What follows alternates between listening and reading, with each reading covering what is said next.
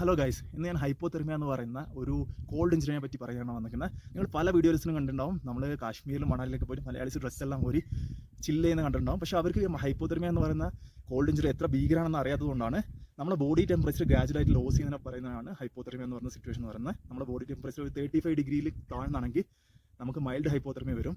അപ്പം ഇതിൻ്റെ ലക്ഷണങ്ങൾ എന്തൊക്കെയാണെന്ന് വെച്ചാൽ നമ്മുടെ സ്കിന്ന് ഒരു പെയിൽ ബ്ലൂ കളറിലേക്കായി വരും. പിന്നെ നമ്മുടെ ബോഡി ഷിവറിങ് സ്റ്റാർട്ട് ചെയ്യും. ഹീറ്റ് ചെയ്യാൻ വേണ്ടിയിട്ടാണ്. നിങ്ങൾ എന്താണ് ചെയ്യേണ്ടതെന്ന് വെച്ച് കഴിഞ്ഞാൽ നിങ്ങൾ ലെയറിങ് ചെയ്യുക, ചൂടുള്ള സാധനങ്ങൾ കഴിക്കുക, പെട്ടെന്ന് ചൂടുള്ള ഒരു സ്ഥലത്തേക്ക് മൂവ് ചെയ്യുക. ഇതാണ് ചെയ്യേണ്ടത്. പക്ഷേ നിങ്ങളെ ബോഡി ടെമ്പറേച്ചർ 32 ഡിഗ്രിയിൽ താഴ്ന്നാണെങ്കിൽ പണി പാടി തുടങ്ങിയെന്ന് മനസ്സിലാക്കാൻ പറ്റും. നിങ്ങളുടെ കോൺഷ്യസ്നസ് പതുക്കെ പോകാൻ തുടങ്ങും. നിങ്ങൾക്ക് സംസാരിക്കാൻ പറ്റില്ല, ചിന്തിക്കാൻ പറ്റില്ല. നിങ്ങളെ ബോഡിക്ക് ഭയങ്കര ഹീറ്റായി തോന്നും, ഭയങ്കര ഷിവറിങ് ആയിരിക്കും. നിങ്ങളെ ഹാർട്ട് ബീറ്റ് എല്ലാം ഭയങ്കര സ്ലോ ആയി തുടങ്ങും, പൾസ് എല്ലാം ഭയങ്കര സ്ലോ ആയി ഗ്രാജുവലായിട്ട് സ്ലോ ആവും. അപ്പോൾ നിങ്ങൾ എന്താണ് ചെയ്യേണ്ടതെന്ന് വെച്ച് കഴിഞ്ഞാൽ നിങ്ങൾ പെട്ടെന്ന് തന്നെ ലെയർ ചെയ്യുക, ചൂടുള്ള സ്ഥലത്തേക്ക് മൂവ് ചെയ്യുക, മെഡിക്കൽ അറ്റൻഷൻ സീക്ക് ചെയ്യുക. ഇതൊക്കെയാണ് ചെയ്യേണ്ടത്.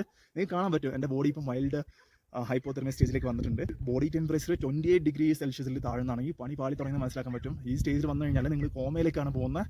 നിങ്ങൾക്ക് ഹാർട്ട് അറ്റാക്ക് വരാൻ പറ്റും, നിങ്ങൾക്ക് സംസാരിക്കാൻ പറ്റില്ല, ചിന്തിക്കാൻ പറ്റില്ല, നിങ്ങൾക്ക് എന്താണ് നടക്കുന്നത് പോലും മനസ്സിലാവില്ല. പയ്യെ പയ്യെ നിങ്ങൾ യാത്ര പോവുകയാണ്.